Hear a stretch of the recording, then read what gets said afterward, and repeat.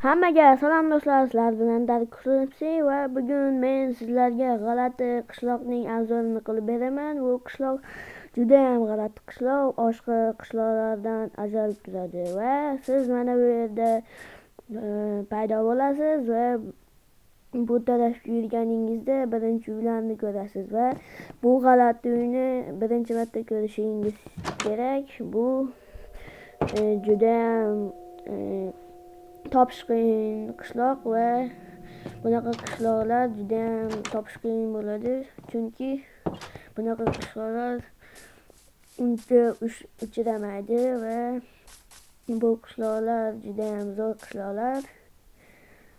Mana bu yerlarda uylarni ko'rishingiz mumkin. Bu yerda hamma yo'qda tushundingiz.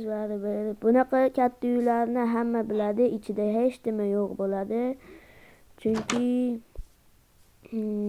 hech kim bilmaydi ichida hech nima yo'qligini, lekin bu uyda bor, hamma narsa bor.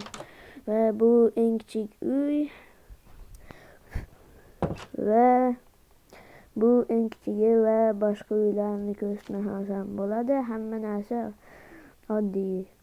Va bu yoqqa qaraganimizda mana bu daraxtzorni ko'ramiz. Pushti daraxtzor va bu juda ham chiroyli daraxtzor va bu daraxtzorda ancha narsalar qilsa bo'ladi va uning tagida bo'lsa katta kon. Bu yerda bu kon juda ham katta va bu yerda vardenlar bor va bu juda ham zo'r qishloq.